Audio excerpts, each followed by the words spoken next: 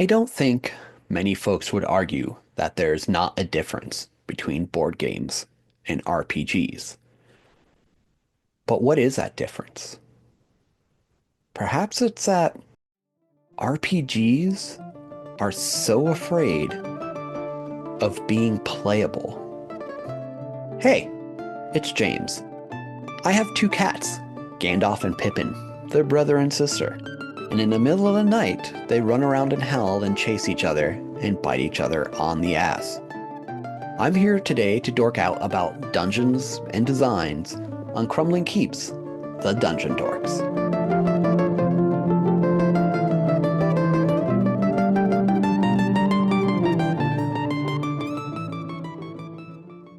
RPGs and board games. What is the difference? I guess technically anything can be an RPG if you take on the role of another person or persons or something else. But does that mean it's an RPG when you take on the role of the banker in Monopoly? I guess it depends on how many voices you do during the course of the game. But it does happen in a lot of board games, all jokes aside, where you take on the role of someone else. A really easy example is Hero Quest. It has many RPG elements. It's fantasy based. You're going through dungeons. You control a character who gets better in time. You get to buy them more gear. But it's not an RPG. And I don't think many folks would argue that it is. Maybe an RPG needs a referee to handle things that are outside of the basic rules. And while Hero Quest has someone that runs the game, they're not really a referee. They don't have to make decisions. And I would say that's a pretty good description.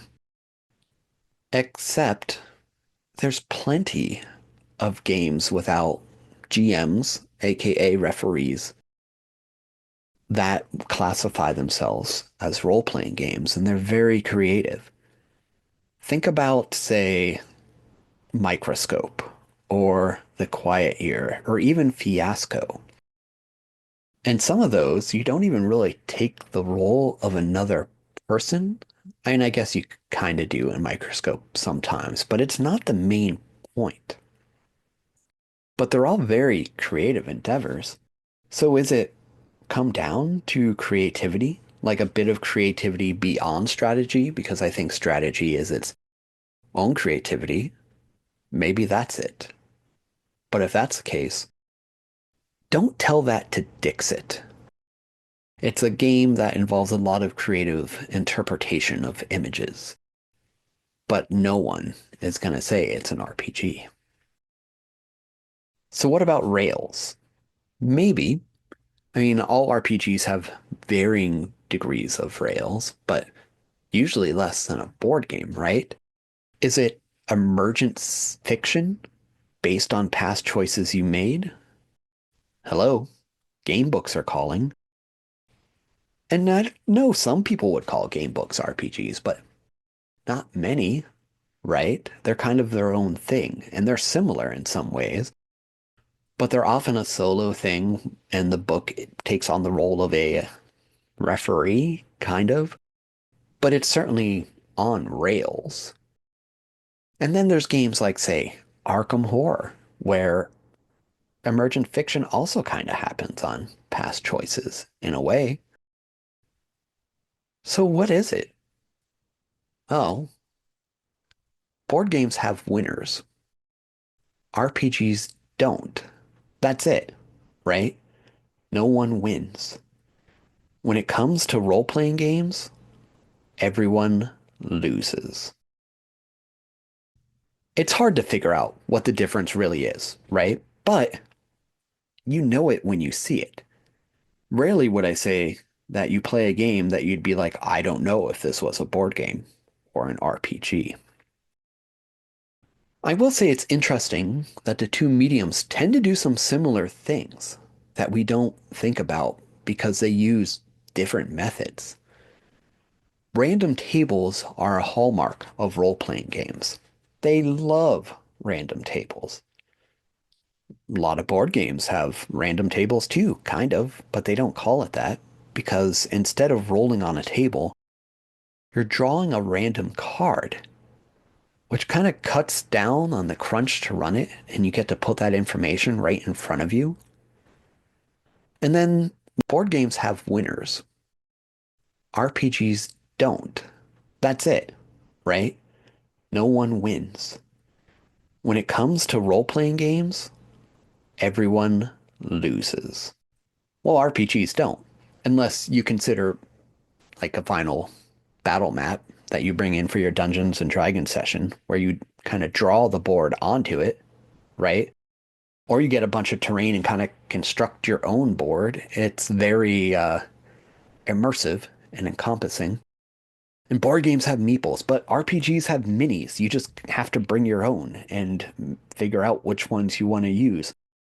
And that's kind of an important thing to mention too, right? You got to figure out what minis you want to use. You have to draw your own board. In some ways, when it comes to RPGs, you often have to play game designer as well.